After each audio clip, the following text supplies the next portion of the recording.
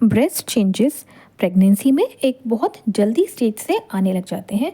कभी कभी प्रेगनेंसी का जब आपको पता चलता है तब तक चेंजेस आना स्टार्ट हो जाते हैं। इस वीडियो में हम देखेंगे ब्रेस्ट में क्या क्या चेंजेस आते हैं और जो आपको दिक्कत होती है उनसे उसका आप सामना घर में रह के कैसे करेंगे।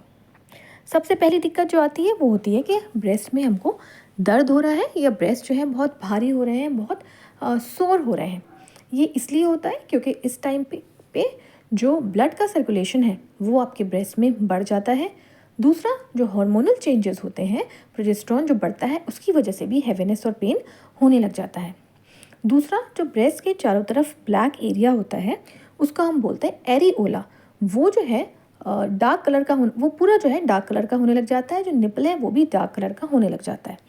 आपका जो ब्रेस्ट है उसका साइज़ जो है वो बढ़ने लग जाता है। इनफैक्ट पूरी प्रेगनेंसी के एंड में आपके 1 किलो तक वज़न खाली आपके ब्रेस्ट का ही बढ़ने लग जाता है।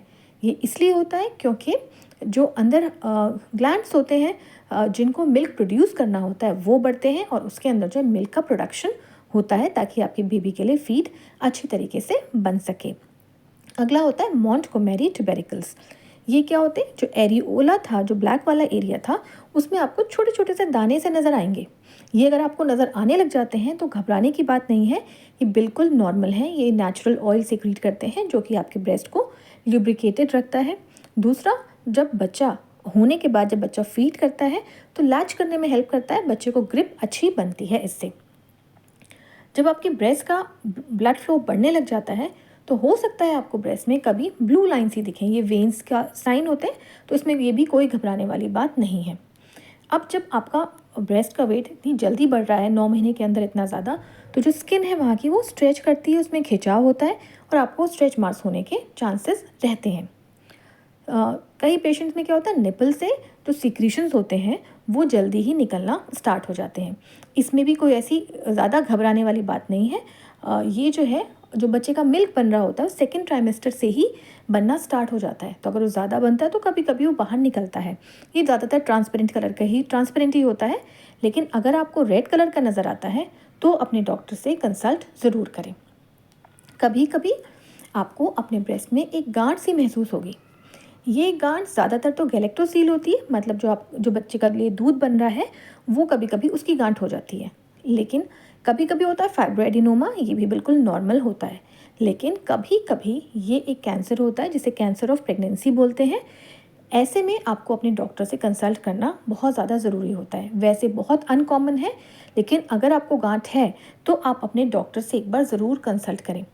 और इसीलिए आप अपने ब्रेस्ट को हर 15-20 दिन में अच्छे से देखते रहें, अच्छे से एग्जामिन करें उसे प्रेस करके और उसको अच्छे से फील करके। अब ये जो आपको दिक्कतें आती हैं प्रेगनेंसी में ब्रेस्ट में, इसके लिए आप क्या क्या कर सकते हैं। सबसे पहला क्वेश्चन जो पेशेंट पूछते हैं वो ये है कि क्या ब्रा पहननी ज़रूरी है। जी हाँ, बहुत ज़्यादा ज़रूरी है। इनफैक्ट मैटरनिटी ब्रा भी आती हैं। दूसरा, जो सपोर्टिव ब्रा है वो पहने ताकि आपके ब्रेस्ट को सपोर्ट मिले, क्योंकि बाद में क्या होगा, अगर आप नहीं पहनेंगे तो आपके ब्रेस्ट सैगी हो जाएंगे, बिल्कुल लटकने लगेंगे। इनफैक्ट आप रात के टाइम भी एक कंफर्टेबल कॉटन की जो ब्रा होती है वो ज़रूर पहने। आप मॉइस्चराइज़र बहुत अच्छे से यूज़ करें, इससे स्ट्रेच मार्क्स आने के चांसेस भी कम है। और जो बाकी दिक्कतें कि टच होने पे ही पेन वगैरह हो रहा है, उसमें भी आपको राहत मिल सकती है। अब अगर आपको पेन हो रहा है तो उस टाइम पे आप इसकी सिकाई कर सकते हैं। गर्मियों का टाइम है तो आप बर्फ़ की सिकाई करें, अगर ठंड का टाइम है तो आप इसकी गर्म सिकाई करें, इससे अधिकतर आराम मिल जाता है। अगर आपके ब्रेस्ट से फ्लूइड निकल रहा है, डिस्चार्ज आ रहा है, तो ऐसे में निपल सपोर्ट के लिए पैड्स आते हैं, आप उनको ले सकते हैं। कोई क्वेरी हो आप पूछ सकते हैं। वीडियो अच्छा लगा हो तो उसे लाइक करें, शेयर करें और चैनल को सब्सक्राइब ज़रूर करें। Thanks for